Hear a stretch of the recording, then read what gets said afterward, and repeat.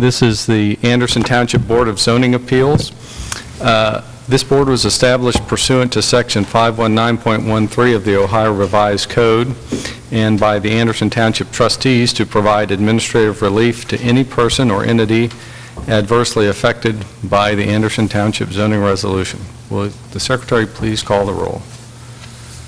Brian Ellis. Here. Steve Haver. Here. Fred Hayes. Aye. Brian Johnson. Here.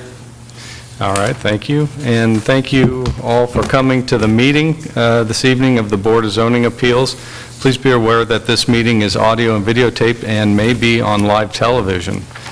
And to outline the procedures briefly, a summary of the appeal is presented by staff, then the appellant will present its case. Of course, we have a continued case this evening, so that will be a little bit different. Board members may then ask questions of the appellant. After that, all persons supporting the appeal will be permitted to testify one at a time after being recognized by the chair. Those persons supporting the appeal are finished. Those opposed to the appeal will then be permitted to testify and ask questions of the board after being recognized by the chair. All persons willing to testify, whether for or against an appeal, may only do so after being sworn in. When testifying, each person must come forward to the podium. We have two of them. You can come to either one. And after being recognized, speak into the microphone, please, and state your name, address, and any affiliation to the case. Testimony is given to the board only. Comments or questions are, no comments or questions are to be directed to the appellant or anyone else in the audience. The board will only hear new, non-repetitive evidence or questions. Should someone wish to show support of previous testimony, they may do so by following the testimony procedures and stating their support of the previous testimony. Now we're going to swear everybody in. Will all persons who may give testimony this evening in any case, please stand, raise your right hand, and swear affirm. So if you think you might testify, go ahead. You don't have to testify. Okay.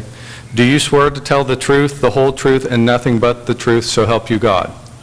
Okay, thank you. Please be seated. Allison, any agenda changes tonight? Yes, the minutes that we are approving are August 7th.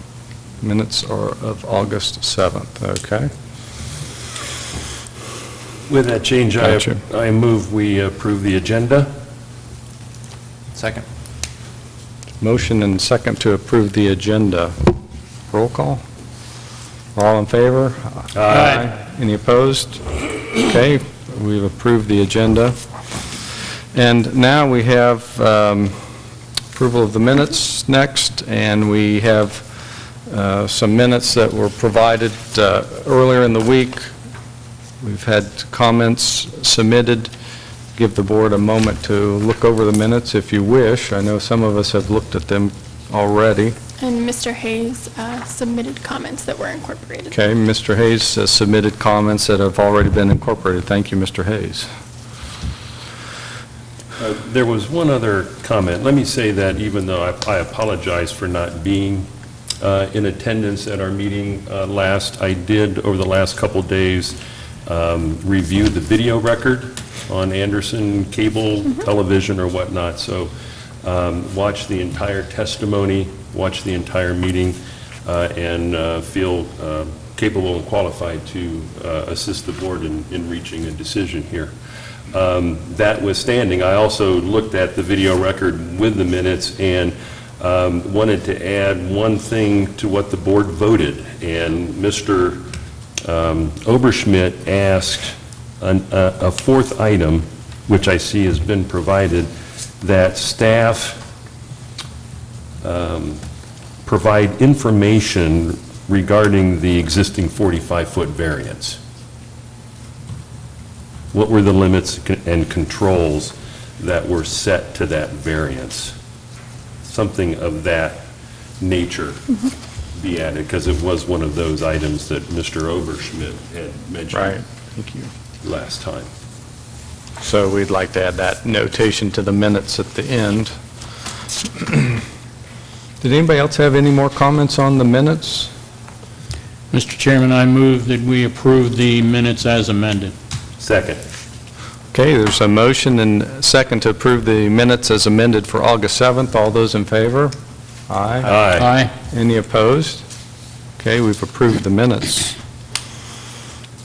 All right, so next item on the agenda is continuation of case 6-2014 submitted by David Rose, property owner, 7366 Riverby Drive, parcel 6, zone AA residence. And as was just referenced by Mr.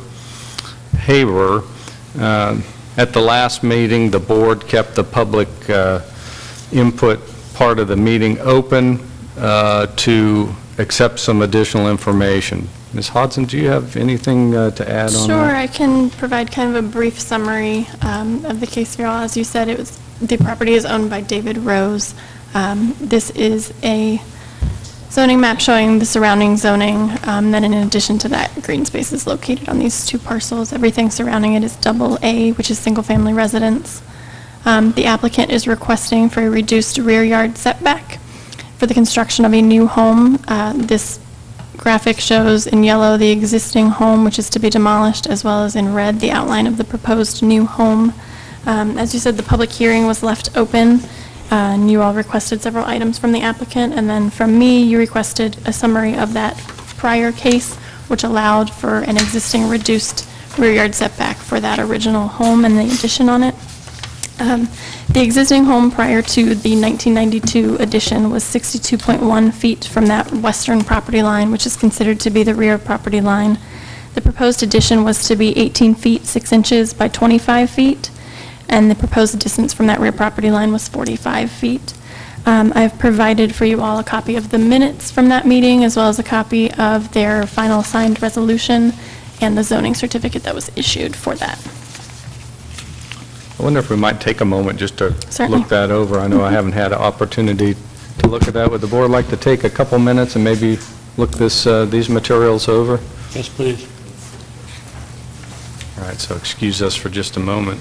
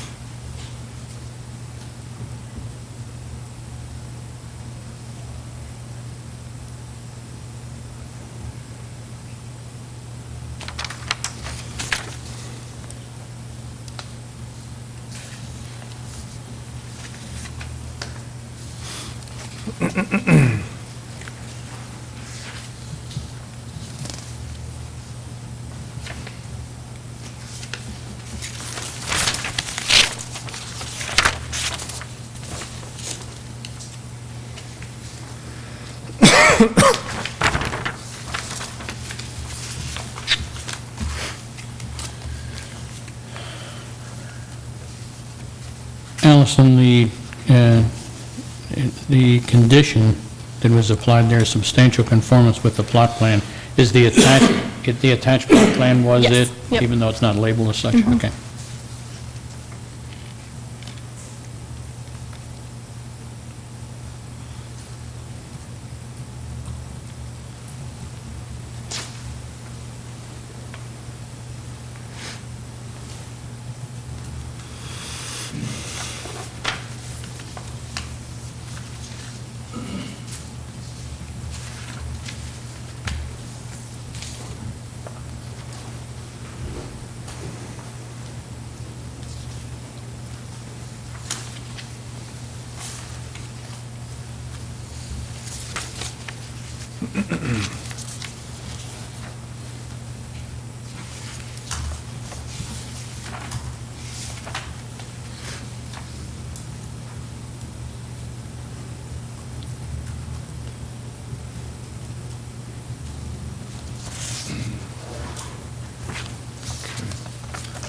Does anybody need a little more time to look at that?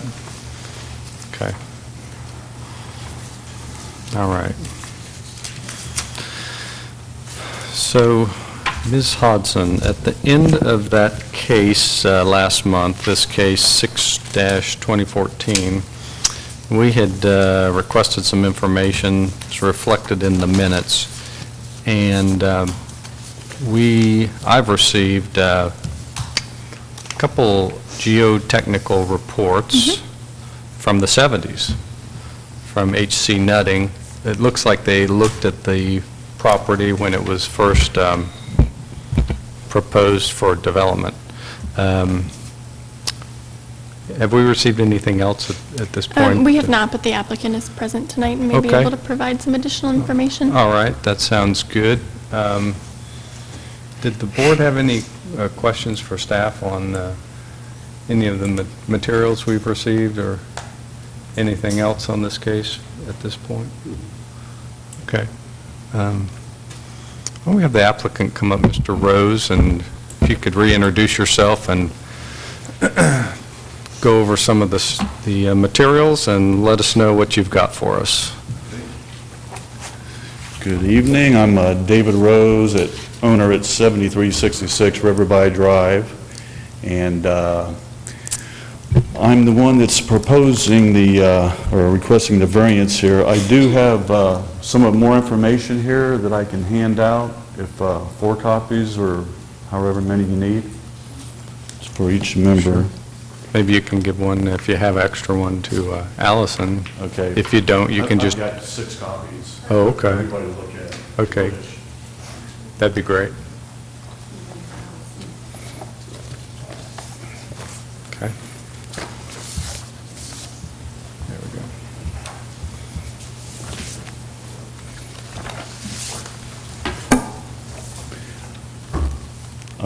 I did have a statement prepared, if that's appropriate. Okay. Just to kind of go over it again and get us back up to speed, as the board's staff report states, the owner's predicament cannot be feasibly obviated through some method other than a variance. I'd like to show you that the proposed variance will have no negative impact. Once again, we're asking for a lateral variance and not a height or vertical variance. The variance will actually minimize the impact on Mr. Osterfeld's view of the river, since the building within the setback will actually increase the cross-section of the structure almost by 1/3. And I've got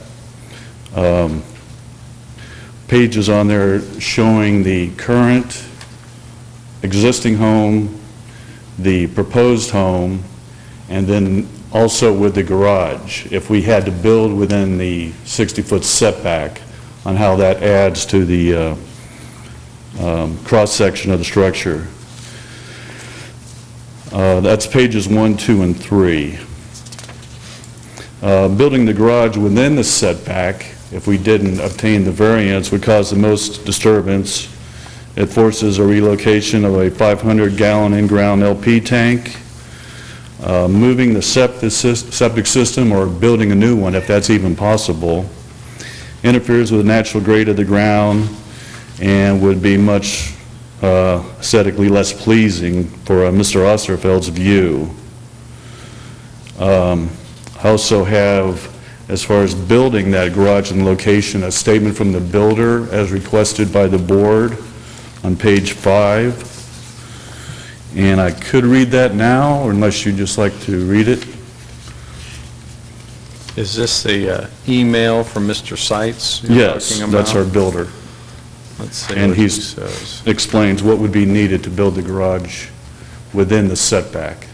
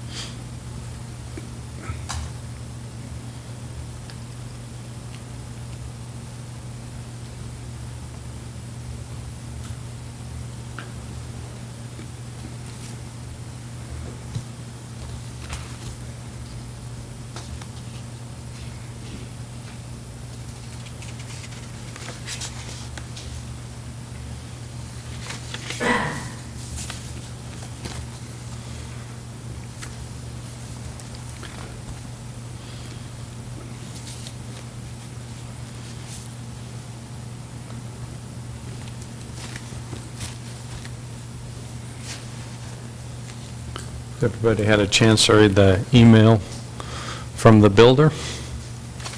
Still working on it?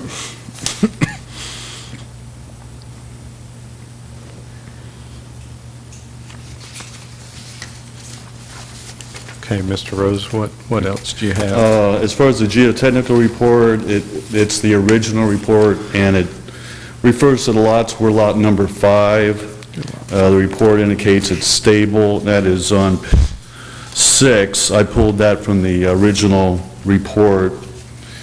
And the applied loads, according to an engineer, for the proposed 3-level structure will be the same as the existing 3-level structure on site now. Mr. Osfeld is one of the 3 houses that have opposed the variance, but he's stated that he can only see the top of our roof during the months, and there's also a couple Google Earth images there. In one of them, you can't see our house, so that you can see how the foliage is. I tried to, that's basically from his balcony or on top of his roof there. But during the months when the foliage is there, he can only see the top of our house, and he stated that he intends to cut more trees and vegetation, which is going to increase his view of our house and our view of his house also. So regardless of what structure is there, he does intend to remove some of that vegetation in the area. So if the river view is his main concern, then the variance where we put the garage into the hillside there, it would be the minimum cross-section for him. And finally, I also know that Mr. Oakes and Mr. Ayers are mainly concerned about precedent in this case. There's only one new house proposed that we know of within the Riverby neighborhood besides ours. Any discussion on more new houses is hypothetical. I understand the board's concerns about precedents.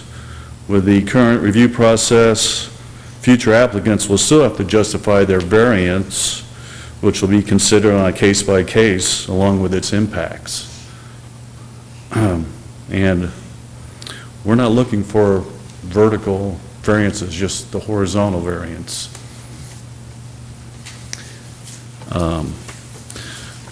So we have the elevations on page 1, 5 feet under, both current and proposed are 5 feet under the requirements code.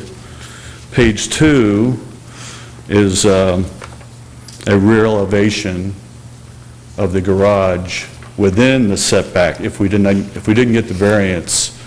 So the house would be a third wider and taller with all the added expense there. And on page 3, that's the AGUS map with the garage there going down the driveway. Page 4 is our latest front elevation on the house.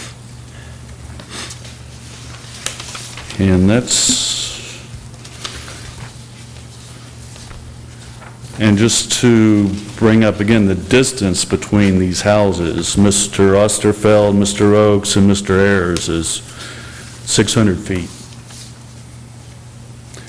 separated by a lot of trees and vegetation, foliage.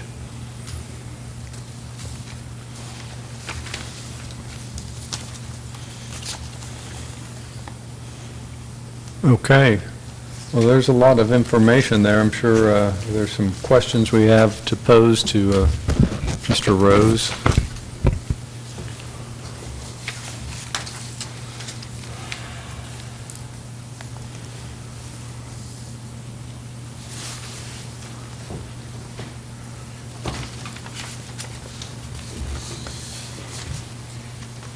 Mr. Rose, in the email message from Mr. Seitz, the architect, Yes. At the end of the second paragraph, there is numbers there of 139,000, 155,000. Are they intended to be dollars? Yes. Thank you.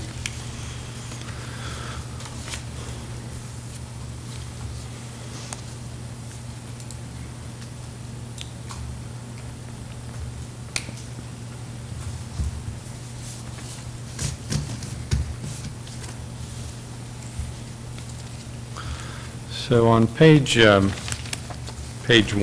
Okay.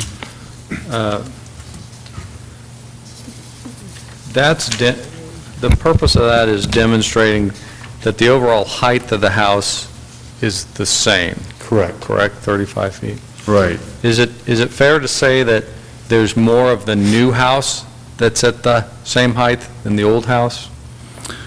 Looks like at the, I'm just saying, looks like at the old house there's a cutout, if you will, of 3 windows that Right. take you up to that maximum, not the maximum, but take you up to the 30 feet. Correct. And it looks like in the new house, there's quite a bit more width of the house that is at that 30-foot height. Is that accurate or not? Yes, it is. Of course, the new house is rotated about 45 degrees to maximize the river view on the decks. So I how that see. actually plays out from his balcony, I don't know. I just got on Google Earth and kind of looked around there and snapped some. Kind of interesting.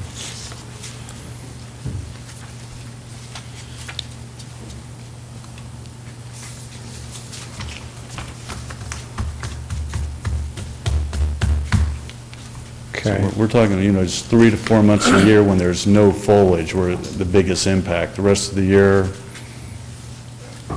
it's minimal. Now, on page 2, it says rear elevation without variance. Right. And I'm not following what that's showing us. The part you have outlined in red, are you saying that's what would be removed without the variance? I'm on this one. Without the variance, that will be added. That will be added kind of on the other side. So you're taking that garage that was subject to the setback you're asking here, and you're moving it to the other side of the house, basically? Correct. Okay. So it's also on page 3, a vertical page. view of that. So it increases the cross-section, and then you can see where it would be from the top view there on page 3. Right. So that the house really isn't moved at all, it's just the garage part that's moved? Right. And that is in line with the view for Mr. Osterfeld.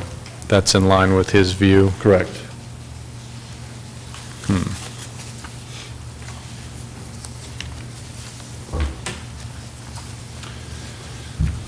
Staying on page 3, the outline of the new house is not clear to me of what the resulting setback would be. If you move the garage to the red area as it's indicated, I'm not sure what the outline, what the footprint of the house is on the upper left corner there. I would imagine you'd probably take a straight line across there, roughly. So you're saying where the yellow line highlight is, that the house would end, oh, I'm sorry, that's the part to be removed, okay. That's the existing house. Sorry.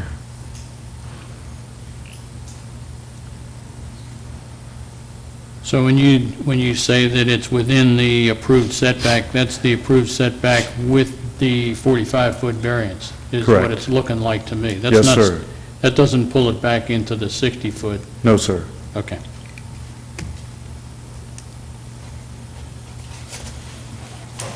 Okay.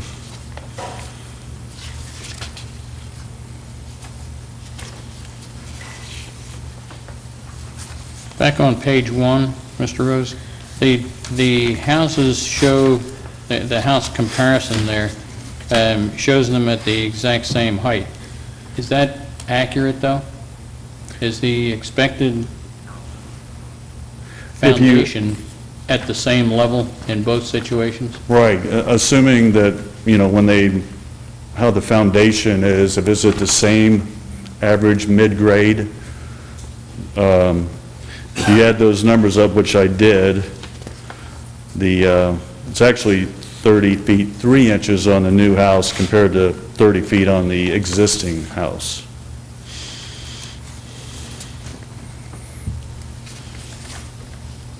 But well within the 35-foot maximum, which we could build without a variance. But we're not talking about the vertical height tonight. Or at least that's not what we're requesting. Right.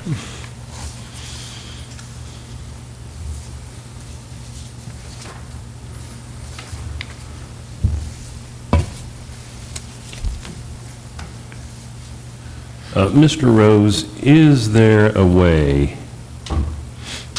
and I'm not trying to play architect here, is there a way that on page 3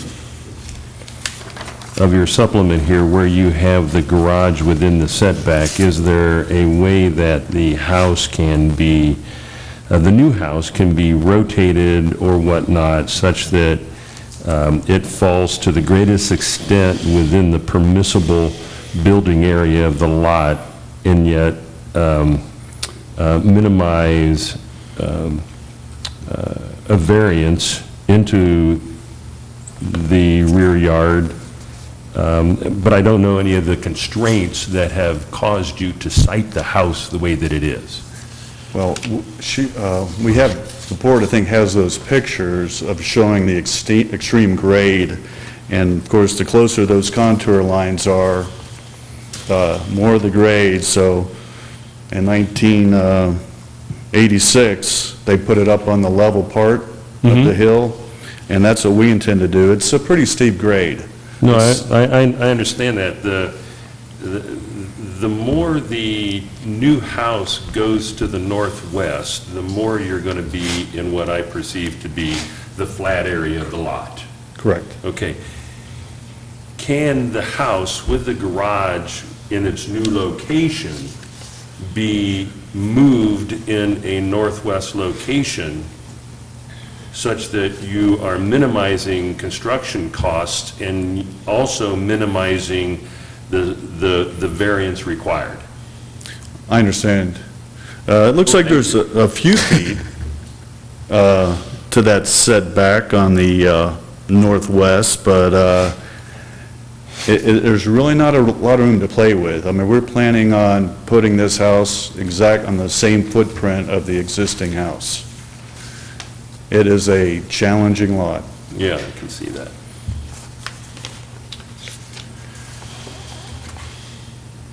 I have a question for staff.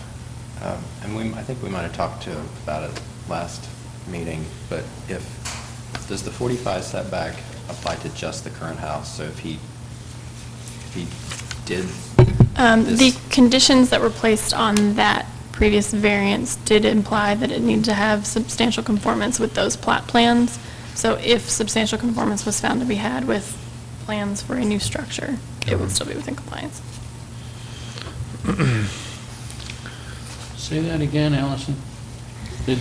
So that previous decision that you have in front of you has the same kind of language that we use now, substantial conformance with site plans dated for that meeting. So if substantial compliance were to be found, a new zoning certificate could be issued.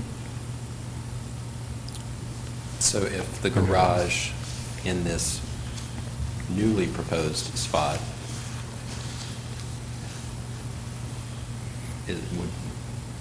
if it's substantially conforming to the old 45 setback, then he wouldn't need it. Right, and you can see on that same, I guess the third page, there is a dotted or dashed line there that represents that 60-foot setback per the zoning resolution. So you can kind of get a better idea of where the original house So if he is tears down set. the existing house and builds anew, the 45-foot existing setback is null and void and goes back to a required 60 feet.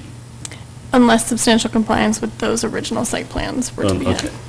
Unless they determine that the new house is substantially conforming. Yeah. Right. and similar And to the old. the staff would make that decision, would they not? Okay. Did you talk with Mr. Seitz about some creativity here? For example, this red part indicating the new three-car garage? Right.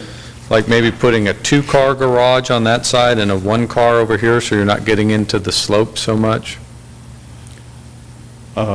We didn't talk about that specific configuration. Okay.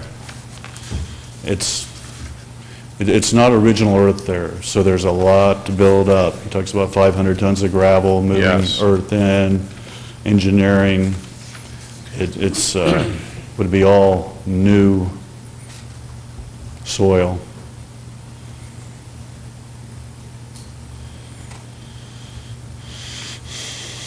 Let's see here. What? Those are, what, 2-foot contour lines that you're showing on this? That's off the county aegis. I'm not sure what those are. It looks like they're 2-foot contour lines. Yes, it does. Right, they are. So, That's what Cages has. is it, Yeah. Cages.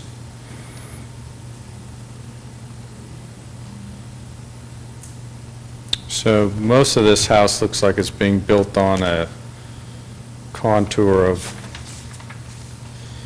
680, right? That seems to be the flat, Well, 710 and above, I think. 710. 710 all the way over to the loop on the carport, and then it goes up rapidly. And it looks like the far corner of that, the garage as it would be within zoning is about 4 feet lower. Right, and the pictures are pretty good up there on the screen. To give you an idea. Well, the picture I see on the screen, I see 4-foot variation easy, just looking at that. Am I correct? Oh, right, it's, he said 14 feet in the builder's Yeah. email. I saw that, but I'm just not seeing that on the contour. Am I? Well, where the truck is there, that's 8 feet, 9 feet. Right. Maybe he's talking about up to the driveway. Okay. All right. Allison, can you zoom out to the vicinity plan?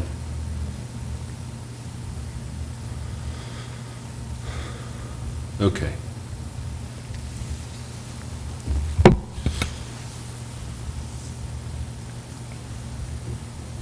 So the Ayers, Osterfelds, and, I'm sorry, I'm not remembering the other one, are those three up there? Okay. All right.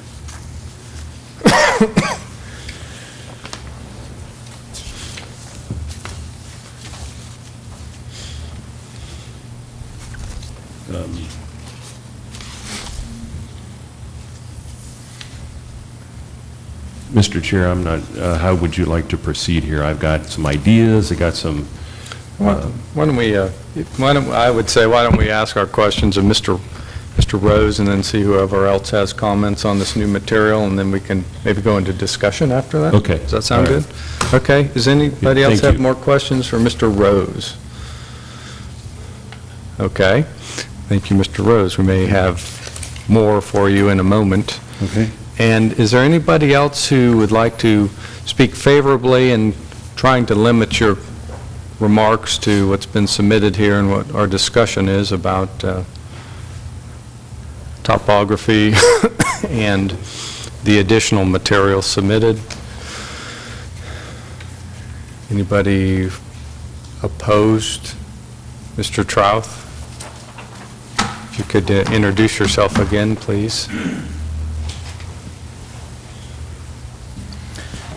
Thank you, Mr. Chair, members of the board. My name is Joe Trouth. I'm an attorney with Keating, Muth, and Clecamp, representing David Oakes. My address is 1 East 4th Street, Suite 1400, Cincinnati, Ohio, 45202. At the last hearing, after the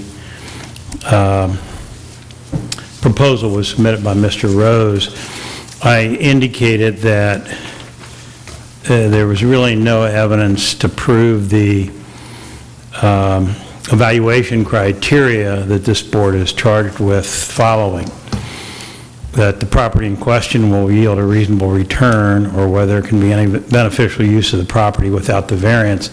My answer to that was unequivocally yes. The property is currently yielding a reasonable return, and there can be a beneficial use of the property without the variance.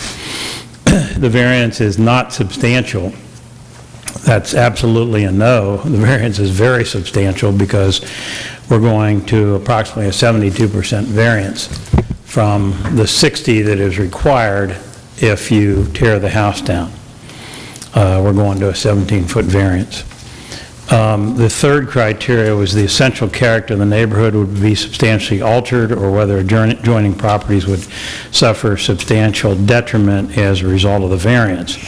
And I'm saying yes, because there are a number of homes in Riverby that could be torn down, just as this one is proposed to be, and could be rebuilt, and we're creating a precedent that could be very substantially detrimental. And the variance, I'll skip number 4 because I don't think that's applicable. Number 5 is the property owner's predicament can be feasibly obviated through some method other than a variance. And I'm saying, yes, it can. There are many ways to configure the house. This is just the homeowner's desire to do it this particular way. And the spirit and intent behind the zoning requirement would be observed and substantial justice done by granting the variance, and I'm saying the answer to that is no. In response to that, and I'm going from my notes, the board requested of the applicant, and I think your minutes may be more accurate, and I haven't seen those yet, but you requested a drawing with roof lines from several different angles. I think Mr. Hayes requested that. A more detailed cost, impact, and geotechnical impact of moving the variance. The staff was asked, I think, as was stated earlier by Mr. Haber, about the, something about the 45-foot, and then the geotech impact on adjacent properties and details of the new footprint versus the existing. I emailed Allison a couple of days ago, and as of 2 o'clock today, being an opponent, I was told the only thing that was submitted were some old geotech information, which I think you all received at the beginning of this meeting. Now I'm hearing that there is some additional information which was submitted by Mr. Rose tonight. I have not seen any of the new information, the geotech, the information submitted by Mr. Rose.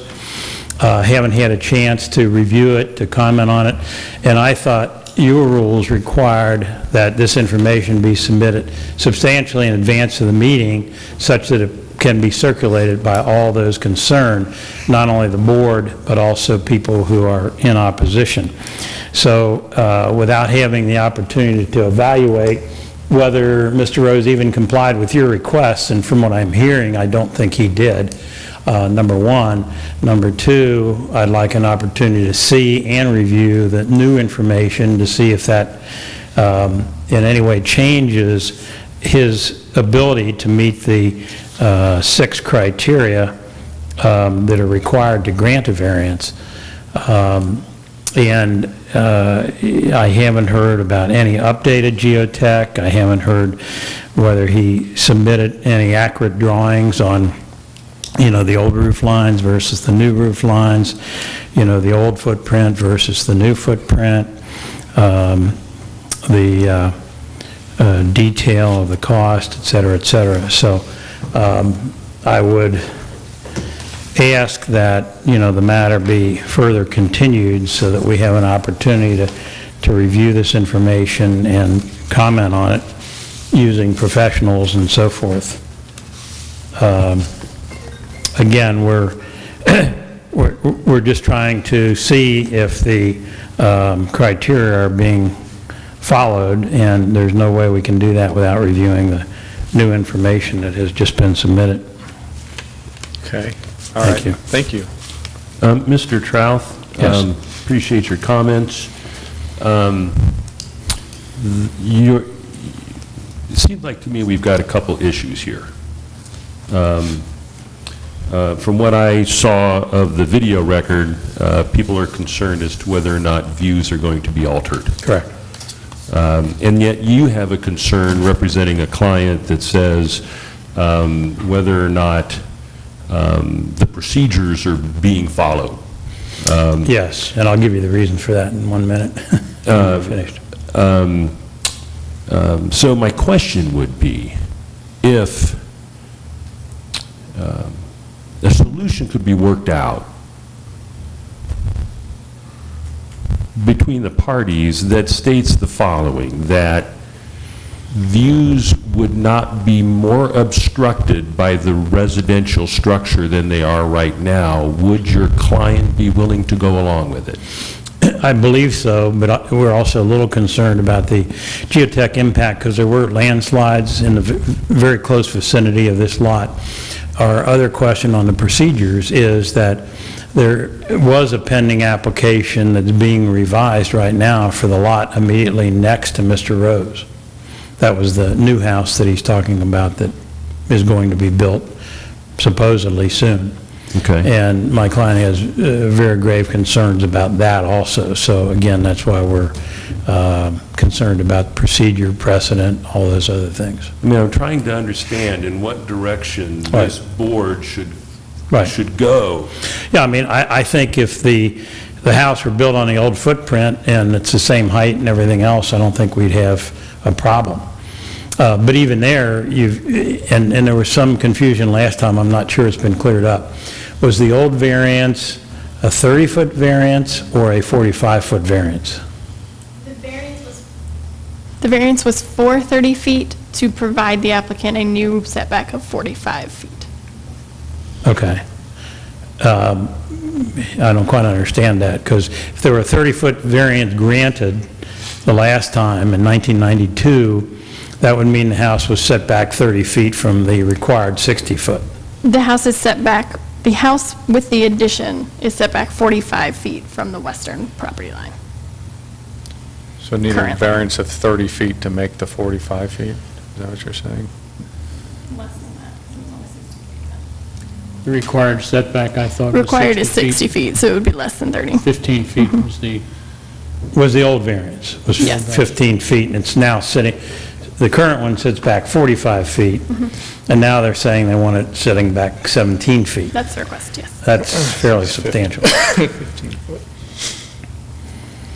Proceeding with Mr. Haber's question, though,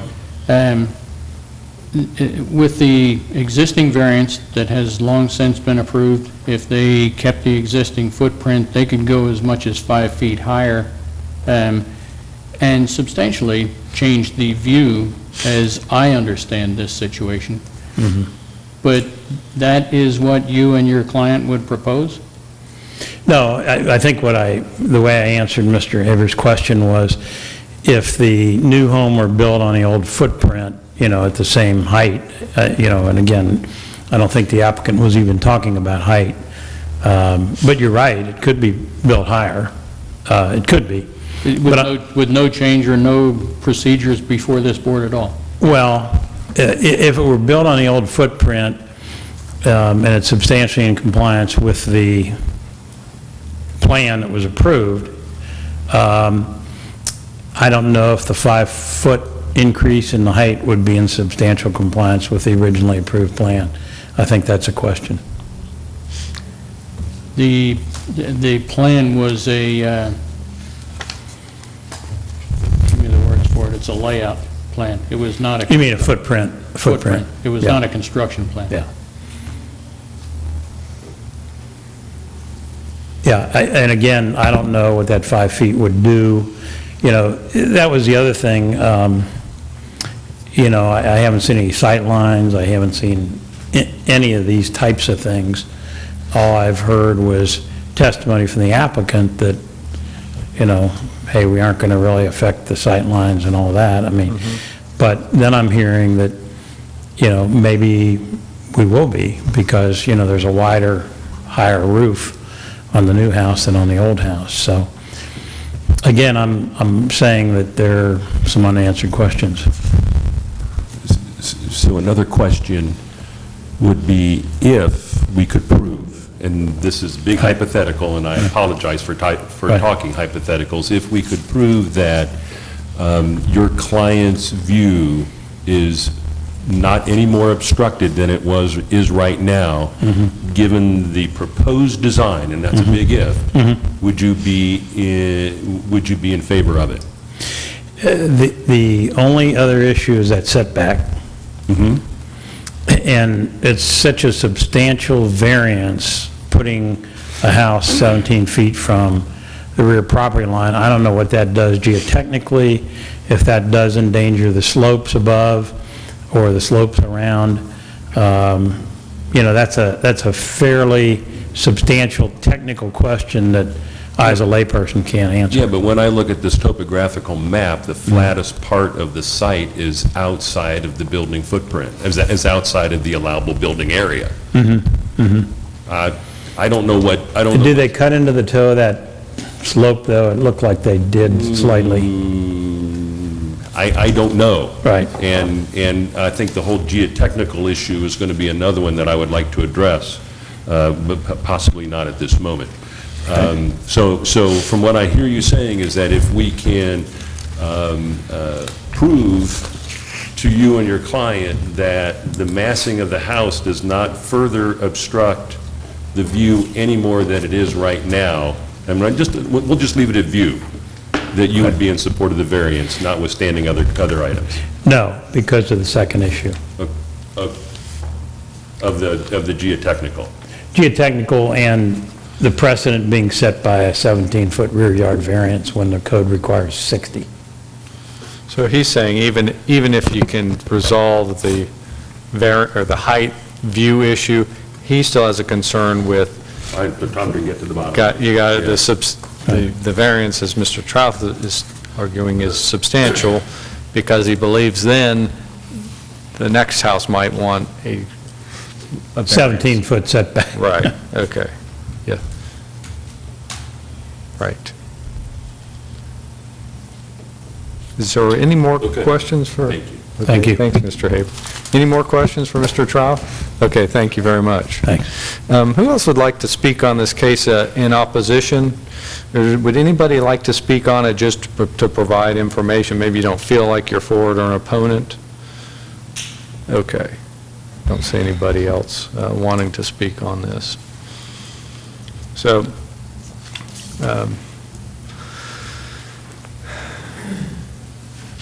is the board comfortable closing the public hearing at this point? We kept it open last time for additional information, which we have received.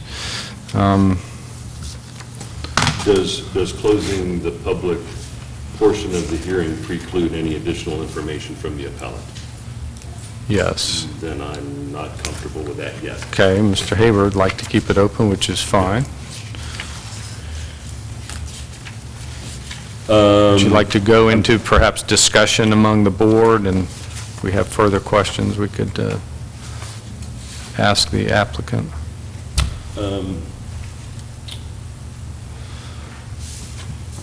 I was the project architect on the Shoemaker Center at the University of Cincinnati, and that was back in 1983, 1984, something of such. And part of our due diligence was to make sure that every 13,500 seats had a clear sight line to the entire court. And unfortunately, that was back before we had computers, and everything was done by hand. So I'm well aware, I'm well understanding of what we're trying to do here. It was a significant study that, interestingly enough, that as you're looking parallel or perpendicular down a slope of people, that's one solution, but when you start looking at an angle, sight lines are totally different. And we studied that building till the cows came home, and I think we came up with a decent solution. I think if we want, what I would recommend, and it's easily done with computers these days. We've got the CAGIS online map, you've got topographical. I don't know to what extent the drawings are in CAD that could be put into a three-dimensional model. A computer program like SketchUp could easily be done. You could probably create both houses in half a day, import it into the model, take views in a quick three-dimensional model that would, once and for all, with testimony from a registered architect or whatever, that would say this is the model that's been created, and this is hopefully going to answer the question, are the views being blocked and to what extent? And perhaps then the applicant may want to do a little design tweaking should they have greater interference. That from all those various locations, and it's really an easy thing because CAGIS is three-dimensional. Architects know how to do this stuff all the time. We've done it plenty of times. In order that we can then create the views from these different various homeowners and see if the massing of the new house is indeed encroaches more than the existing house. And that's why I wanted to leave the Yes, I get it. public portion open. Take maybe somebody about 2 or 3 days to come up with some drawings that would answer that.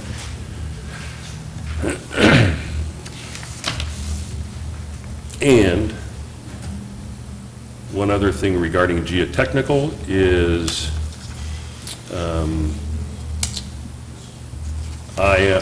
I don't think this board is qualified. I mean, I'm a registered architect, but I don't think I'm qualified regarding items of geotechnical. That's why we hired geotechnical people. I think we had Mr. Stan Messerly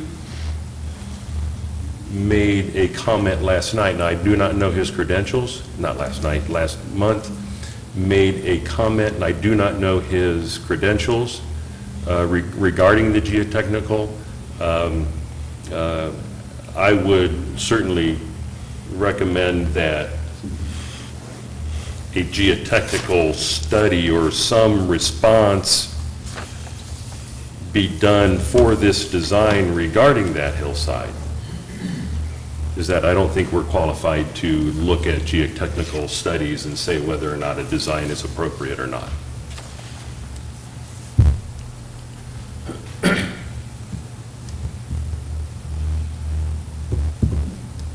Okay, thank you, Mr. Haber. So you're suggesting that there would be some more somewhat sophisticated drawings taken from the perspective of the uphill houses on what impact this particular design might have on their view, which goes to the view question. I'm not sure that goes to the Doesn't go to the setback substantial question. Okay, all right.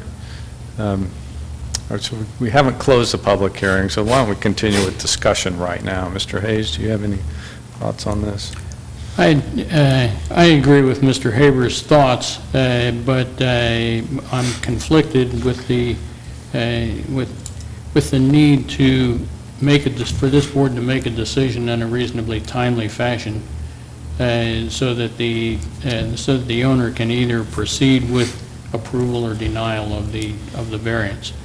And while I agree that we could do some more technical work on the siting issues, I don't believe that is the core issue in this case, because I don't think that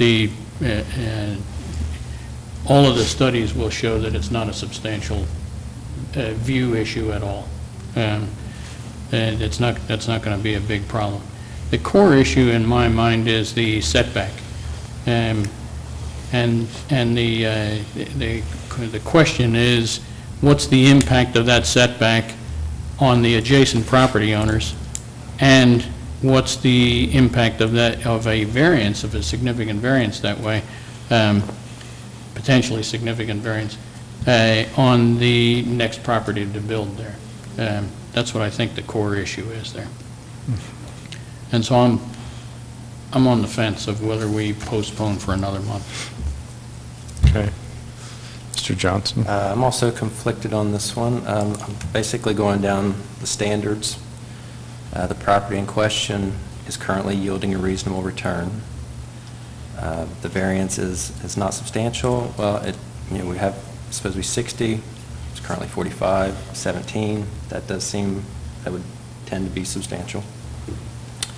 The essential character of the neighborhood, I don't think would it be substantially altered, but it's possible that the adjoining properties would have a substantial detriment. I don't know how substantial. I thought the information that we requested last month would be helpful. I'm not sure that what we got tonight was helpful enough, because it does appear that the proposed roof line is although it's at the same height, it does appear that there's more roof line at that current height. So, and depending on how it's situated, it would create more of or be less of a view. But he could build the same house 5 feet higher and still be within the codes. So I'm also focusing mainly on the setback and whether or not that's substantial. Okay, all right. Yeah, I guess my thoughts on it are it's a very difficult case, and I certainly have sympathies and try to understand both sides of the coin. This is a dream house for the applicant. The others we've heard from are concerned about preserving their dream, which is having amazing views that you can only find in Anderson Township. I'm not sure that the code really addresses views. It doesn't. It doesn't address them at all. It says, but it does address maximum height, and the applicant's not pushing the maximum height. My thought on the additional information, I really like the idea of having more sophisticated views.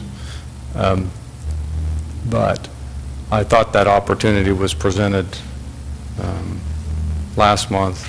We kept the hearing open, invited the opportunity to have experts come address us on the cost, on the geotech, on the design and shapes of this house and how it will or will not have an effect. And I think Mr. Rose gave it a really good shot on his own, but I'm not sure that the information I received, and granted received the majority of it just this evening, can clearly in my mind answer some of these questions. If we approve this tonight, I'd be like, I'm not going to know until it's built, and looking down the hill and seeing. And that's aside from the question of the substantial setback. You know, what I did see tonight was a couple things. One is I read the old geotech report, which was really interesting, and it talks about active landslides in the area, which is really something to be aware of, for sure.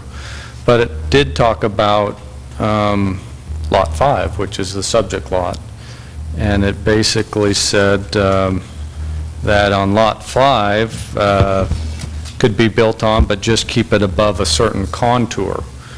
And this structure is way above that contour, the minimum contours on the other lot. So to the extent the geotech is telling us if it can or can be built upon, from what I can understand of it, it indicates that if you stay out of those suspect contours, it's buildable. Doesn't get into the expensive building. And it also says that there's sufficient information available for development of detailed plans for lots, and it includes Lot 5. So the geotech reports, as best I can interpret them, say Lot 5 is good to go throughout the lot. A couple other things I saw in the information was the roof line is the same height, but it's much more substantial of a roof line.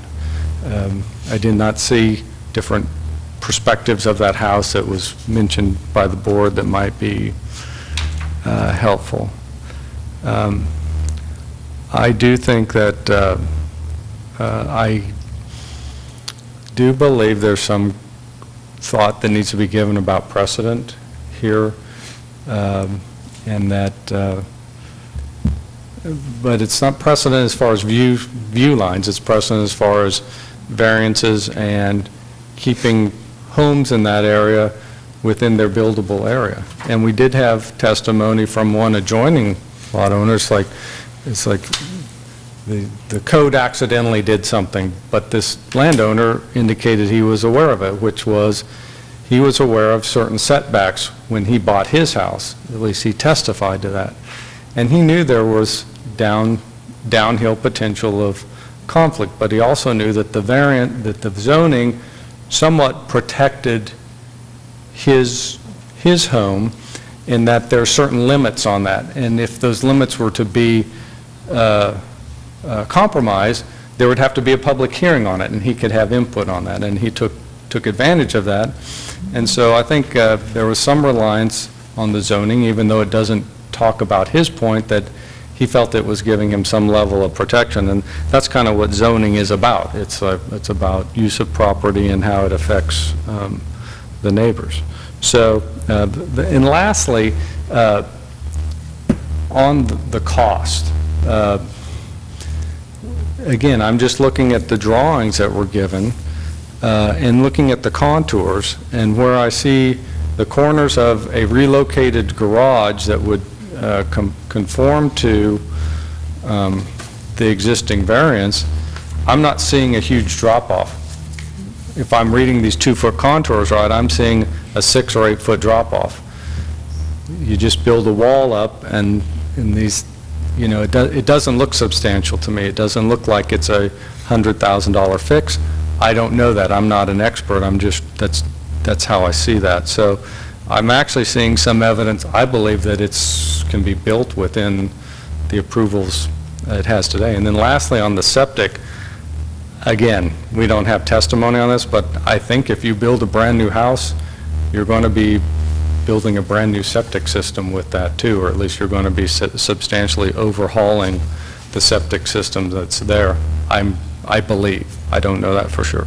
So right now, as I guess I'm sitting, I'm really feel torn, but I do not feel that it's been demonstrated that a variance is warranted in this case because of the impacts on adjoiners, and there's a house there now existing, and that footprint exists, and I believe that if you built a new house and maintained the setback consistent with the prior report, the prior case, I would think that in general, if you meet those setback parameters, then a new house is going to be in conformance with the substantial requirement of the last case. So I think there's some flexibility to build the house, a nice house, a new house, just not this house on the lot. That's what I think.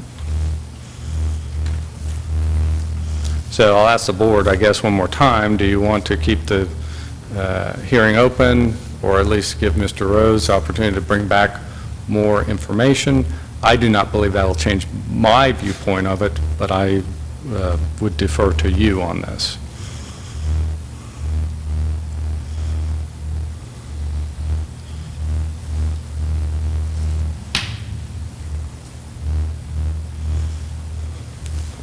So it's not an easy question. Nothing's easy on this one. No, this is a tough case.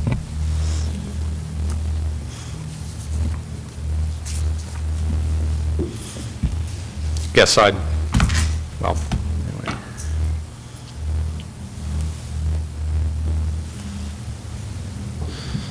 Mr. Johnson, what's your thoughts down there on keeping the case open or closing it?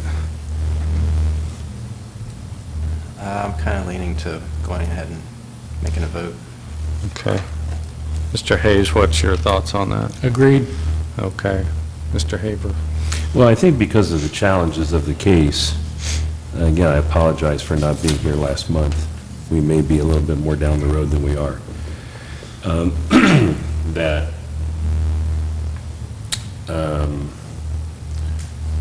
regarding sightlines, I would love to see some more I'd love to see some additional information. Regarding precedence of variance substantialness, I mean, I don't know necessarily how to evaluate that because we look at each one of these individually. And I'm looking at a piece of property where the flattest part is totally outside the required buildable area of the lot. So on one hand, I'd love to see some additional information, and on the other hand, regarding the substantialness of the variance, I'm mixed on that. I have a tough time with that. So I guess in the end, I'm probably for keeping it open. And we can certainly put that to a vote, if you'd like. It's fine.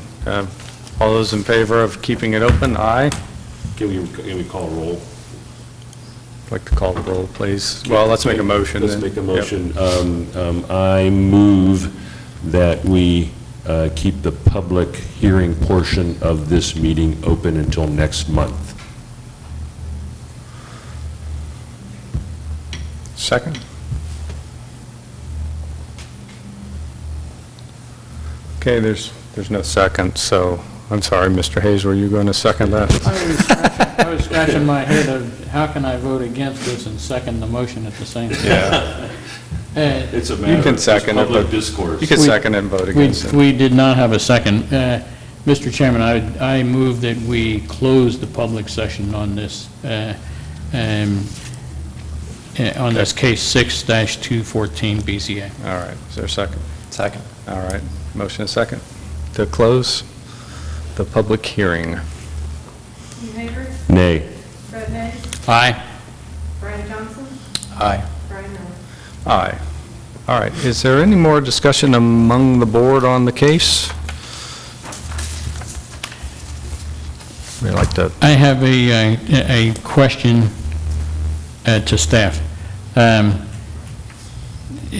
Help me be convinced clearly in my mind is that if we do either the originally proposed site plan or the modified site plan that was submitted here this evening with Mr. Rose's testimony, regardless of which one is chosen there, the variance that was granted in 1993, I think, becomes null and void, and the required setback is 60 feet. Is that correct? Correct. Okay, thank you. okay, and I understood that if they would come back and submit a site plan to you that has, Yes, if a site plan was submitted that was in substantial compliance with what was approved in case 1192, that Right. would apply, but this site plan that is before us, be it the one originally submitted as part of the appeal or the new one that we've seen this evening, neither of those are in substantial compliance with case 11-1992. okay, all right. Okay.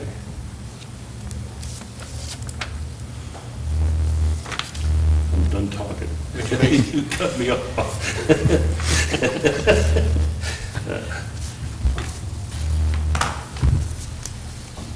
No, I did not mean to cut you off, and I want to encourage you to join in the debate here. Actually, that fact, it makes this a tougher and tougher issue, in my humble opinion. Even if we encouraged the additional expense, and the tumult to the, probable tumult to the side of the hillside there by moving the garage over to the north to northeast,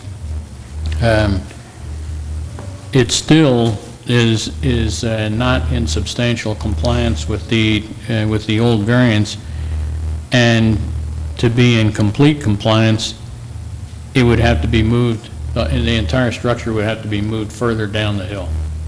Correct. It looks like if you were to suggest that the applicant move the garage to this outlined area in red, it does appear that a portion of the home will still extend into that 60-foot setback area.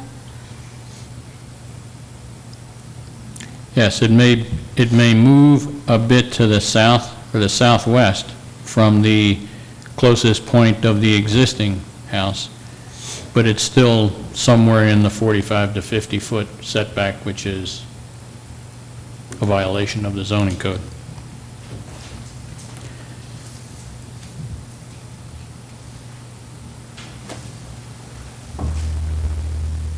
Then could we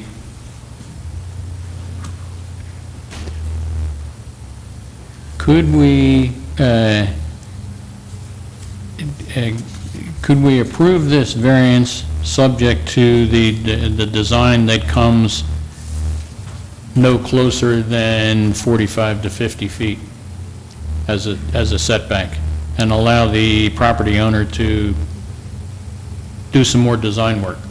It's possible. Staff's recommendation would then more than likely be that the applicant withdraw this case and reapply with a new design rather than kind of futz with it after the fact, and that would allow adjacent property owners to see that design ahead of time as well as you all.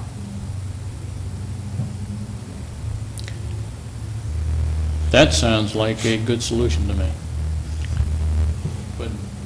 But I'd like to hear from my fellow board members. Well, go ahead. No. I think, yeah, it makes it very difficult to say that the old variance goes away, because then the question of the usability of the lot really, I think, does come into question, regardless of the information we have here.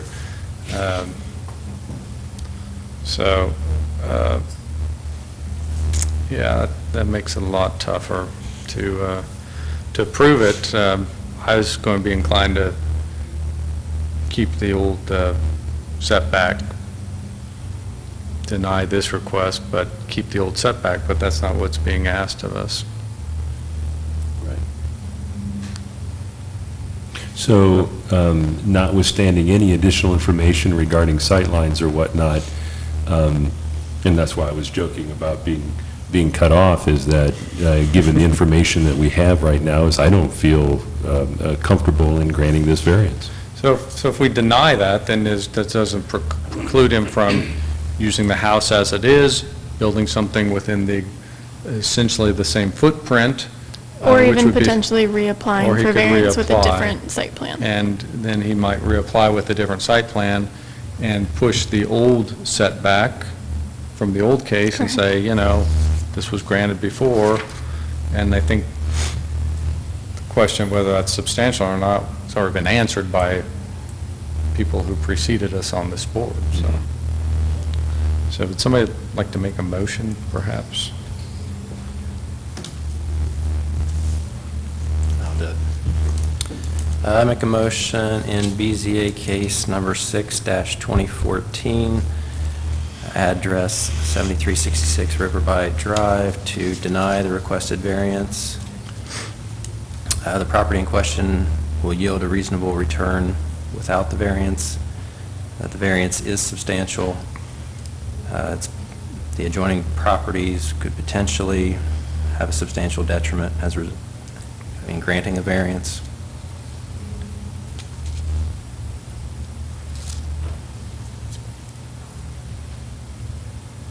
and the property's owner's predicament can be feasibly obtained through some other method.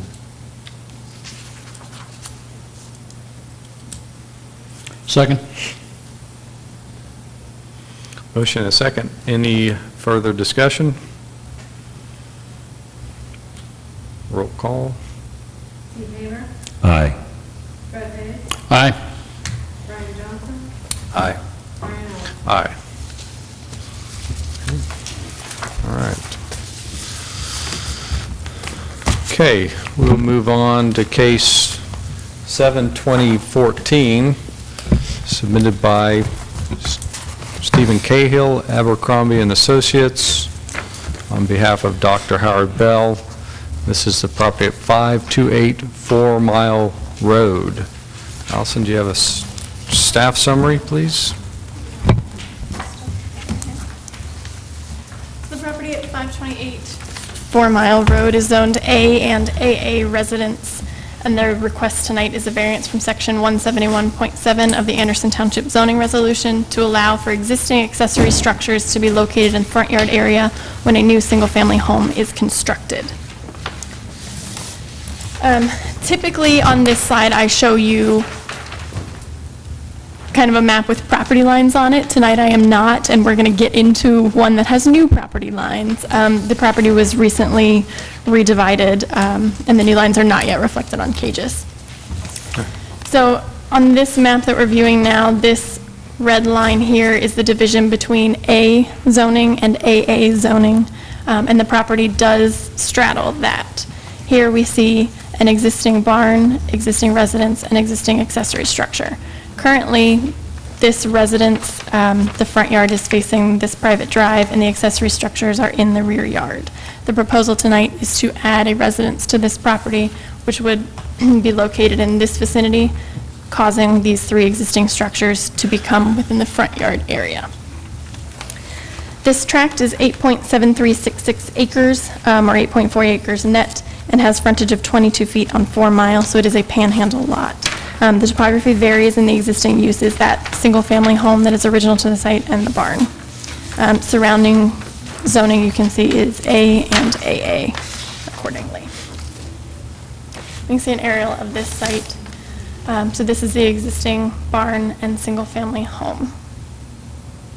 The applicant is proposing to construct a new single-family home on the property and use this existing single-family home as an accessory structure for quarters for domestic employees for section 62.14-1 of our zoning resolution. The location of the new home would then cause this accessory barn and residence to become accessory structures within the front yard area. The applicant purchased this property in June 2014 and filed for a replat of lots 3 through 5 of the Dilton Gould subdivision. The existing 3 parcels were reconfigured at that time. And here we can see the revised property lines. So the existing home, accessory structure, and barn are in this location on this lot. This replat was reviewed and approved at staff level within the township and then also by Hamilton County. It's in the process of being recorded. Typically, we don't have any suggestions as to what you all should make decisions contingent on. Tonight, we would like your decision to be contingent on that being recorded before we issue anything, just to clear up paperwork on our end. The parcel in question does contain that original single-family home, detached garage, barn, and a pasture, as you can see in this aerial photo in this location. So now we can see this large parcel from the replat is what we're looking at here that has the new residence location on it. This is the barn, the existing pastures in this location, existing single-family home, and accessory structure there. So staff finds that this variance is not substantial. The lot being considered is at the end of a private drive and fairly secluded from 4 Mile Road. It's not visible from the right-of-way. The essential character of the neighborhood would not be substantially altered, and adjoining properties would not suffer a substantial detriment as a result of this variance. The private drive contains large lots with varying orientations of the homes. As you can see from this aerial photograph, this home's driveway comes off of that private drive, and it is orientated differently than that single-family home. Although the new home will create a new front yard per zoning definitions, the overall character of the neighborhood should not be impacted.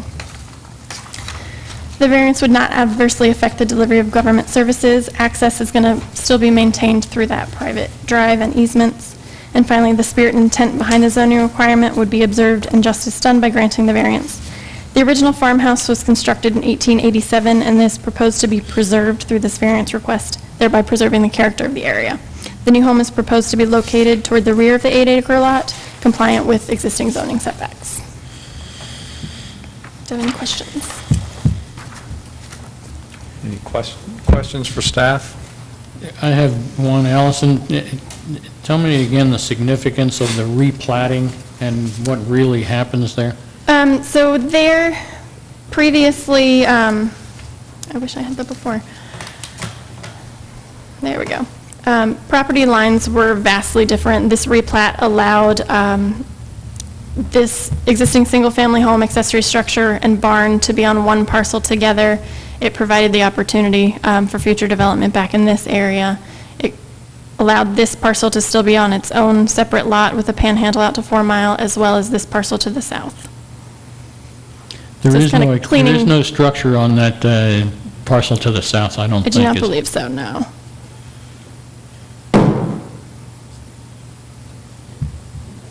And we're kind of cut off there.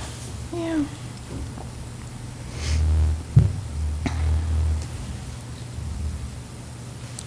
So the new house is being situated up in that existing arena? Correct, outdoor that arena, area. Okay. Mm-hmm. And where, I'm assuming north is to the top? Yes, yep.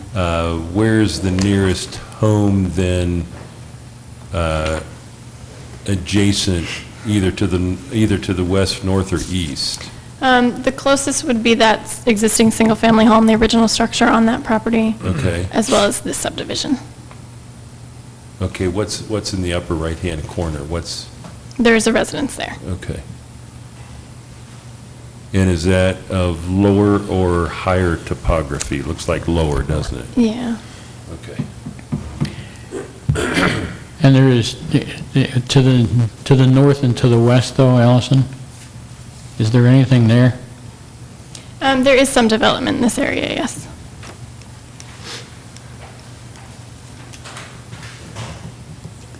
But in the replatting, all of these are panhandle lots Out to 4 Mile, yep. out to 4 Mile. And And the access is- panhandles don't, they do No, not access is all comply to the maintained existing drive. through an easement in that existing private drive. And it's the panhandling that defines the front yard versus the rear yard. Actually, with this, since it's 3 properties all sharing access through that private drive, the private drive is what is considered their front yard. Thank you. So what we see here is what was replatted, Yes, and the shaded area is under single ownership. yes. Multiple lots, single ownership. Okay. Thank you. Any more questions for Alice? Clarification of that. There's 3 owners to that shaded area. There's a different owner to the, I think, or maybe I don't understand this yet, that's why I'm asking for clarification. The large shaded lot to the north there is the property under question. Yes, The next lot to the south is a different owner and a different structure there. Is that correct? different structure, same owner, future plans for different owner. Is that, I think the applicant can probably clarify that a little better. okay? I'll hold my question until later then. Okay. Was this done under the subdivision rules, or are these 5-acre? This was done under our subdivision rules, it was a Under minor. Mhm. Do you have the code section handy? I just apologize, I did not review that section 62.4.1. I don't. Resolution in front of me. Would you Just gonna mind? grab that. I just think it'd be interesting to hear that. You can borrow mine. Not something that we see So very Mr. often. Hayes has it, Nope. okay. There we go. Okay, I forgot to bring mine tonight. 62.4.1. .14. .14, I'm sorry. accessory buildings and uses customarily incident to any of the above uses, and so these are allowed, right? 62.14, quarters for domestic employees employed on the premises as provided in the AA residence district. Okay, so the reason I wanted to read that is so we didn't have to, if this was approved, thank you. In order for staff to issue a zoning certificate for the new single-family home, we would need a signed affidavit that the existing structure is to be occupied by Right. domestic employees. And then later on, if this were approved and you learned that it was being rented out to somebody, that Then would it then be a zoning violation? Yes. Okay. Okay, any more questions? Is the applicant here? Would the applicant like to come forward? Please come forward.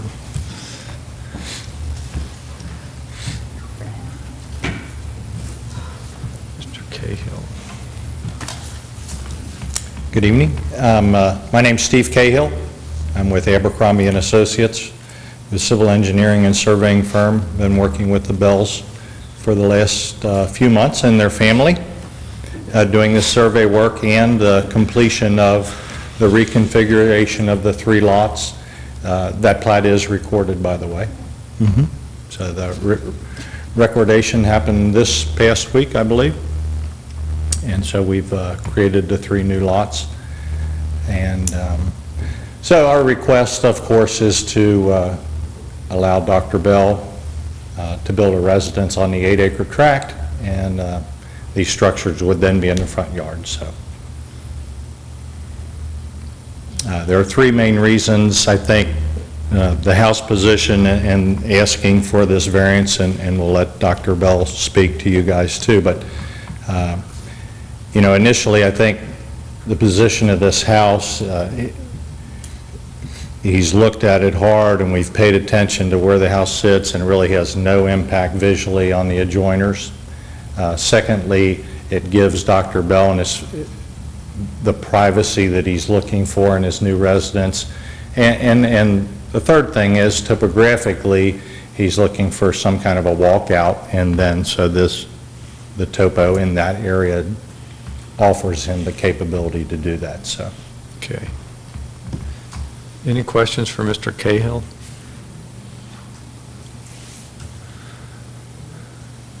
No questions? Okay, thank you very Great. much. All right. Would somebody else like to speak? Dr. Bell, can you come up? My name's Howard Bell. My wife Pam is with me. I'd like to thank the board for letting us present a request for variance. One thing that I do need to mention is we have filed a notarized affidavit that those quarters would be used for nothing but caretaker's quarters to help. We have 3 mini horses. That's the reason we were interested in the place in the first instance, and we're very dedicated to our animals. They're pets, you know, they're not ponies, they're not horses, they're minis, and we treat them as pets. So it was a place where there's a nice barn. It was a place where we could have them come with us. We have a place in Loveland now. Originally, we lived in Anderson our entire life, and now we're moving back. So I would like to say that we spent a lot of time with the Abercrombie firm and others to look at all the details. And just to give you a little insight into why there's 3 plats, I don't mind saying that. We named this Bologsington Ridge because there's 3 families that are going to live here. The center home, which is there in the middle plot, my oldest daughter and her husband are going to live in. The southern lot is going to be built on by my youngest daughter and her husband, and then Pam and I would like to build our house in the very back away from everybody so that we have no impact on any neighbor, not even our relatives. So I don't think I can add any more to that. Good. Any questions for Dr. Bell from the board? Yeah, I have no questions, but I should have mentioned to my fellow board members that Dr. Bell has been my optometrist for years, but I don't think that will affect my judgment in this Okay. case in any way. All right. Thanks, Mr. Hayes. Okay, thank you very much. would anybody else like to come and speak in favor of the application? Yes, sir. My fiance and I actually are building in the longer panhandle there. If you could just state your name and address, please, sir. My apologies. That's okay. Jeff Harmon. It's 564 4 Mile. Sorry, we're in the process of building now. So when looking at this, I would say that essentially we are the closest house to where Dr. Bell is proposing to build the house, and we have no objections to it, and visually, I don't think that we would be able to see it whatsoever at any time of the year. It's just so far back, and the way the topography is, it's elevated from our house as well. Which lot is yours? The longer panhandle on to the west of where he would be building. This one down at the bottom? It's not a shaded area.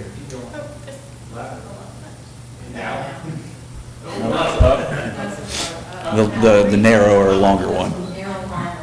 That one. All right, thank you. So we are in the very rear of the buildable area on that lot, so I would say that we are the closest to where they're going to be building. Is that the one that's currently under construction? Yes, sir. Thank you. Any more questions? Okay, thank you. Who else would like to speak in favor of the application? Okay, seeing nobody else, is there any opponents to the application? Is there anybody that'd just like to make some comments on the application? Okay, great. Go ahead and close the public hearing on this and go into board discussion. Go ahead. Who would like to start off? Mr. Haber, would you like to start? When I saw this part about the owners have selected the proposed house location in an effort to have no impact on the views of existing homes, I was ready to throw up my arms. I just,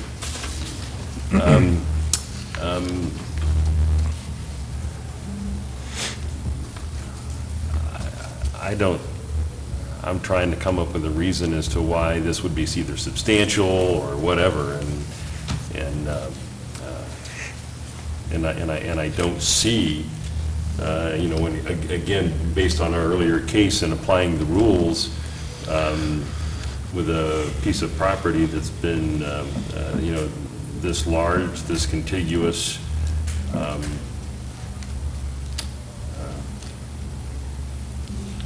seems like a reasonable request to me. I really don't have much more than that regarding what we've heard so far. Okay.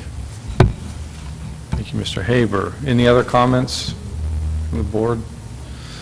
The only comment I have on it is that you see this requirement that these accessory structures aren't in the back or in the front yard, and they're typically thinking of your more customary subdivision where you have the house and houses nearer in front of you, beside you, and it's odd and unusual to have something in the front yard, which obviously isn't the case here. This is a large lot. It's somewhat even almost rural in nature, so nobody's going to distinguish what's the front yard and the rear yard. It's just kind of a fluke of zoning of where these access lots have to be. So with that being said, certainly the code anticipates this type of use. That was the only question I had. It's clear in the code this is something that is reasonable and customary in the community. So would somebody like to make a motion on this? Could I ask staff a question? Yes. If the applicant would divide this subject property one more time with just the proposed residence as a separate independent section, we wouldn't even need to... Correct, yeah. It's really kind of just the nature of the beast that there isn't another area to get a 20-foot panhandle out to 4 Mile and make that its own separate lot or anything like that in the future. If somehow that were achieved, then at that time it wouldn't need a variance anymore. And there's no possibility of an easement with a... No, it has to be contiguously owned property. It cannot be the 20 feet through an easement. It's got to touch a public road. Yeah. That's a great question.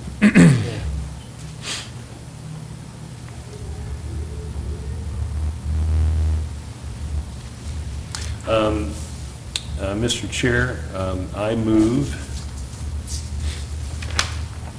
regarding case number 7-2014 BZA at 528 4 Mile Road, that we approve a variance from section 171.7 of the Anderson Township zoning resolution, thus allowing existing accessory structures to be located in the front yard when a new single-family home is constructed. That the variance, and for the following reasons, that the variance is not substantial, that the essential character of the neighborhood is not substantially altered, and adjoining properties would not suffer a substantial detriment as a result of us granting the variance, not going to adversely affect the delivery of governmental services. The property owner's predicament cannot be feasibly obviated through some other method than this variance, and the spirit and intent behind the zoning requirement would be observed in substantial justice done by granting the request. And I cite Abercrombie and Associates Incorporated drawing variance exhibit plot We just need the date from the receipt stamped on there. dated August 15th, 2014. That construction of the residence be commenced within 1 year and completed within 2 years. And then finally, that we receive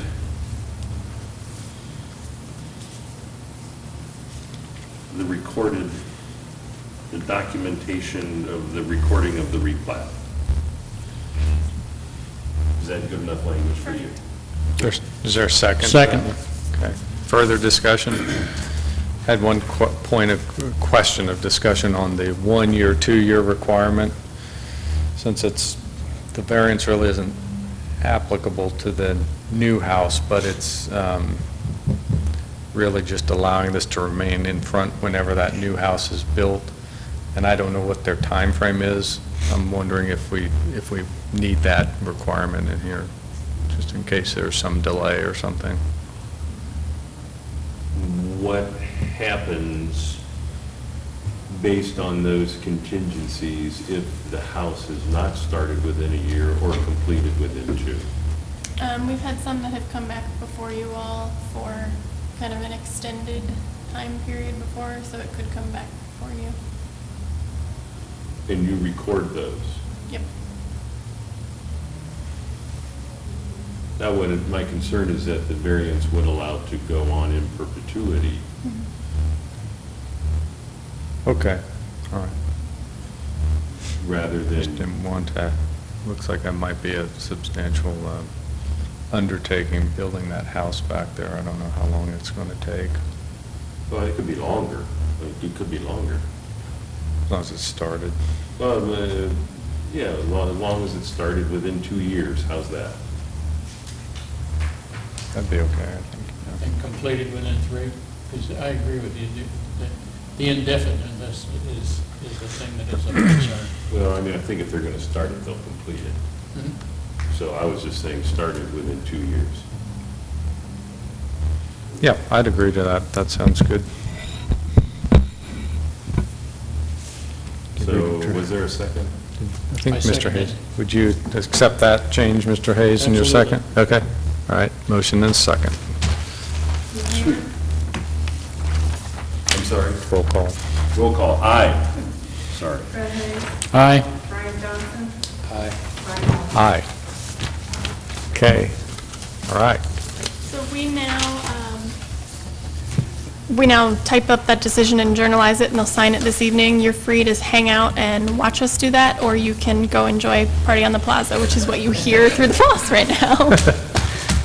We're still on the clock. I think we know the answer to it. Okay, congratulations. Welcome back to Anderson Township. Yes. Okay, and let's take a 5-minute recess while we get that typed up. Great.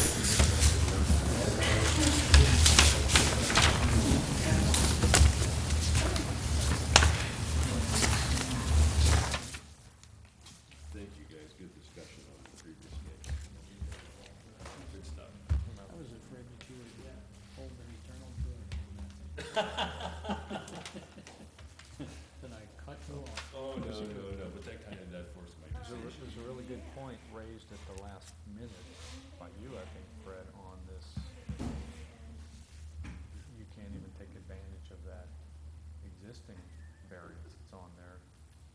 If, you know, for Brian. Yeah, that was a huge point on that, because that last one. River by.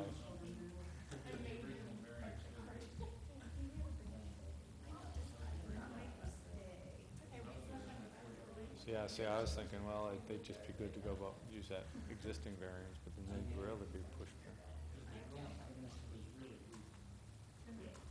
Well, part of the,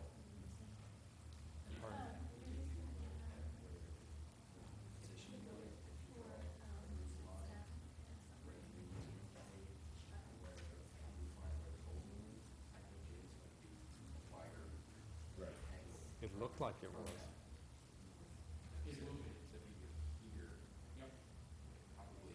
I do not envy you all with that one. That was a really tough one. I didn't think that was going to be a tough one at all when I came in last time. That's the same thing that when we see them fall, we go out and say,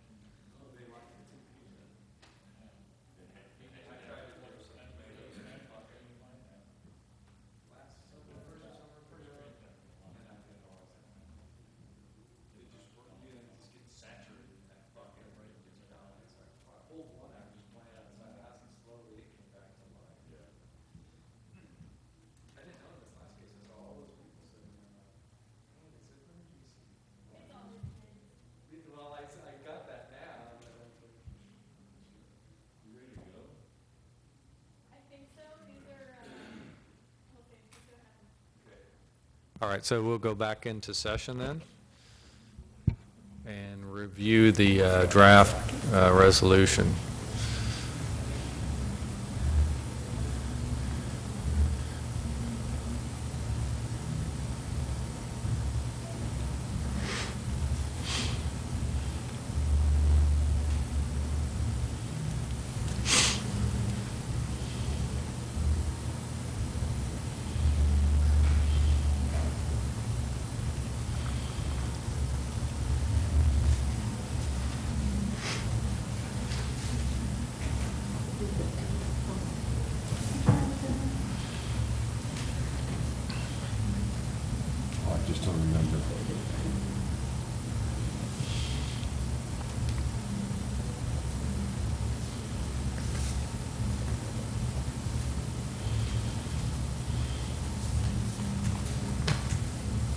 ready to scroll up. What, you can't remember what? No. We'll scroll up, Allison, please. Who's it, what's it, huh? Scroll up, Up or down? so we can see the bottom of it. Okay. I guess. Good.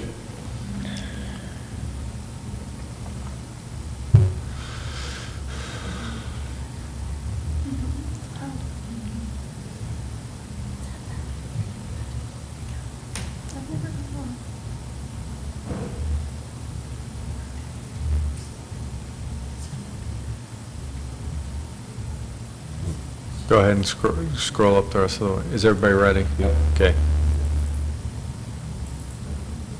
Keep going, go ahead and keep going all the way to the... Were those plans August 15th or August 14th? I thought they were 15. It was the one that's the date 15. received stamp. It should be Got there. it, 15th. Go ahead and Got it. take it all the Good. way up Good. there. That's all of our Just the- mumbo jumbo. Okay? Okay, number He 3. raised his eyes back up at me, Miss Ginger, you're burning a hole right through me. The two ended up in his bedroom that night, but not for what you might think.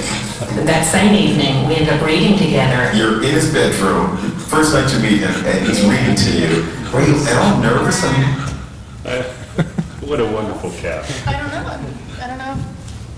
What are the building attendants? This room or has no its one does? own character. That sounded like Jerry Springer. What do you need on number 3 for proof that it's been recorded? That's what I wanted to get. Oops, yes. Because there was testimony that the plat had a copy. Shall be.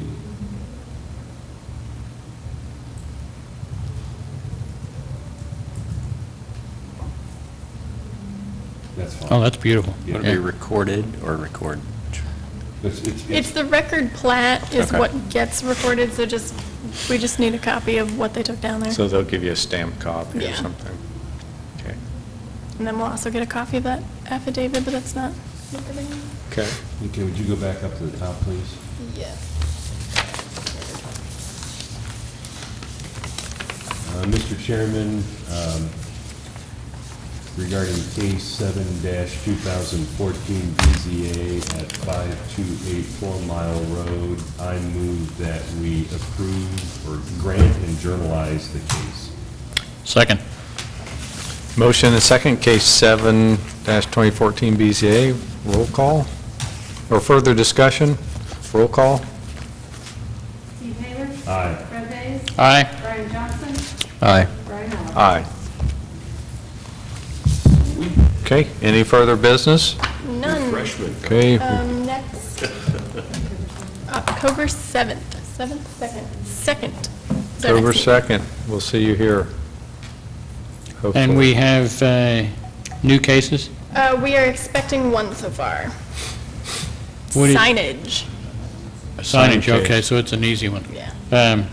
Relative to the one that we had here tonight. So it's not the one that is the adjacent property? No, we still haven't received anything from them. They submitted that originally and withdrew it. And then So they may heard still from be, them off and on with kind of various questions and things like that, but so far no. Okay, they're still redesigning. okay, thanks a lot, we're adjourned.